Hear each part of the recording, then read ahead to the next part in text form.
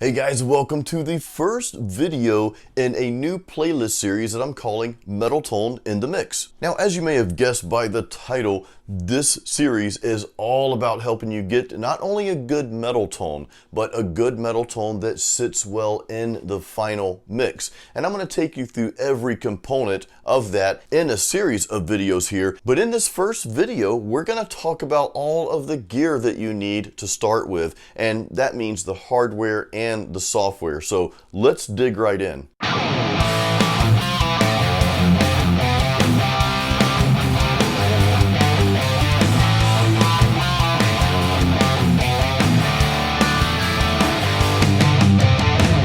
Now, you may have caught the video right before this one where I give you a complete guide to recording and mixing metal guitars with a real amp. This series is actually kind of a spin-off from that, and basically what I'm doing here is I'm breaking down each section of that video and going a little bit more in depth. However, I will put a link to that video at the end of this video. Now, the caveat to this series is we're not using amp sims. We're not doing any virtual amps here. We are using a real live tube amp. So let's dive right into the gear that you need to record your guitars. Now, the first piece of gear that we're going to go over here is probably the most exciting piece of gear in this video, and that's your amplifier. So I'm going to share what I'm using for this video, and of course those of you who have been following me for any amount of time, thank you by the way, you already know what amp I'm going to talk about here, and that's the EVH 5153 50 watt head. And this particular amp has the EL34 tubes. Now, I'm not going to get into the amp settings in this video. That's actually saved for part 3 in this series. Now, the first thing you're going to need to go with your amp, especially if you're playing through a tube amp, is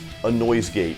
You have to understand that different amps produce different types of noises, especially tube amps, but most of them are going to produce some kind of unwanted hum. Now, I know some of you are saying, well, Jason, duh, I know I need a noise gate, but I want to cover all the bases here. For one, if you're new to recording guitars, you may not know this, and that's okay. Now you know. Number two, I don't want you to go into your studio and get everything set up only to realize, crap, dude, I forgot my noise gate. And for you newbies, that's actually going to be the first pedal in your chain of effects there. So you're going to have a cable running from your amp going directly into that noise gate, and then any pedals you have after that would be connected to that noise gate. Or if you're not using any other pedals, then you would have amp, noise gate, then your guitar. Now, if you're using a solid state amp, typically those amps don't produce near amount of noise and humming that the tube amps do, but make sure you test that first before you start to record. In other words, crank your amp up to a level that you're going to record at, that you plan to record at, and see if it's producing some unwanted noise, because if that's the case, then definitely you'll want to get a noise gate in front of that amp as well. Now, the next piece of gear that you may or may not need is some type of overdrive pedal.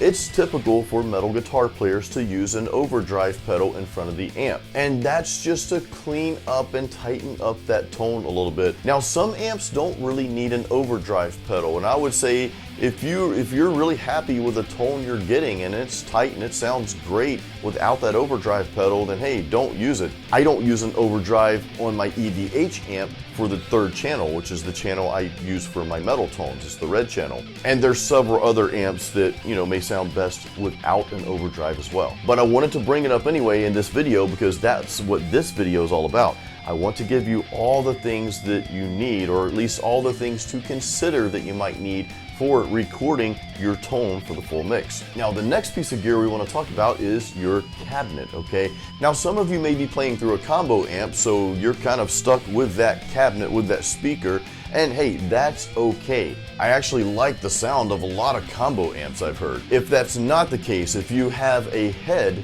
well, we all have a head. Anyway, if you're just playing through an amp head and it's separate, then you have the choices of a 112 cabinet, a 212 cabinet, and a 412 cabinet. And most amp heads have a default cabinet that, you know, that goes with that pairs with that head. In my case, I've got the EVH, again, the EVH 5153, and there's a 212 cabinet. I've got the 50 watt head here, so there's a 212 cabinet that's paired with that amp head. At the end of the day, really, cabinets are just a personal preference. Some people feel like the 412 cabs give them a bigger sound. Me, for example, I'm very happy with the sound I get from my 212 cab. And there are a lot of different combo amps out there, some 112, some 212, and those can be great for recording as well, especially if you're in a small home studio. Next up is the microphone. You do need a mic, of course, to mic your amp, because that's what we're doing here. Now, I am using the good old trusted Shure SM57 mic. I don't think you can go wrong with a Shure SM57 for miking metal guitars, or metal amps rather. Now, I will cover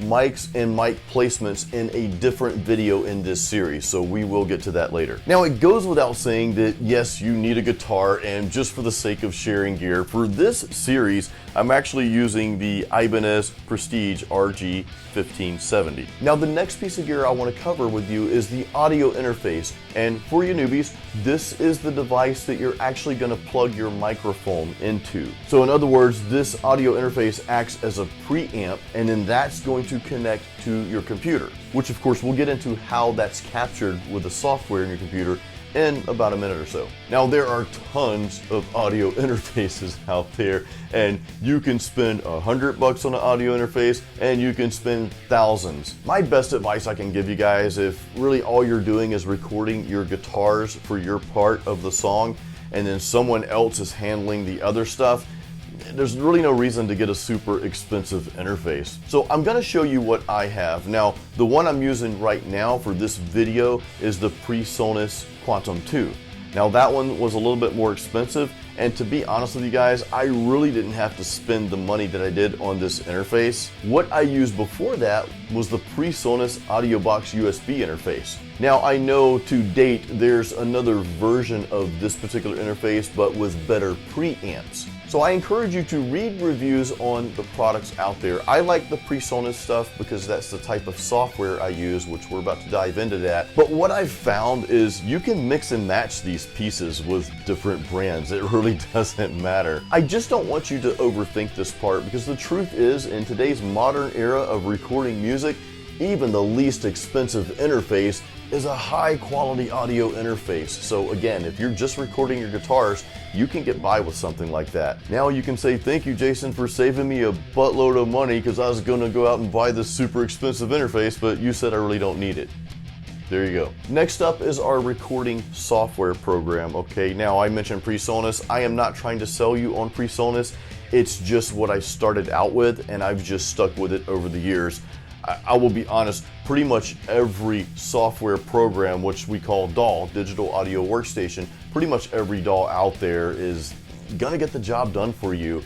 And really, it's all in a matter of just learning how to use that specific product. Now, here's the other thing. Whenever you buy an interface, if you're purchasing an interface for the first time, a lot of times those interfaces will come with a copy of their own software. So PreSonus, for example, when I bought the first interface, that little audio box, it actually came with kind of a light version of Studio One. It was called Studio One Artist. And I know several other manufacturers of interfaces, they will come with that associated software. The main difference between the light version and the full-blown version of DAWs, of recording software, usually is that with the light version, you can't use third-party plugins. But remember, we're not using amp sims, which would in essence be a third-party plugin for the good amp sims. We are recording a live amp. So the light version of whatever software comes with your audio interface, that's probably gonna do the trick, so just stick with that for now. And hey, there's another few $100 I just saved you, by the way.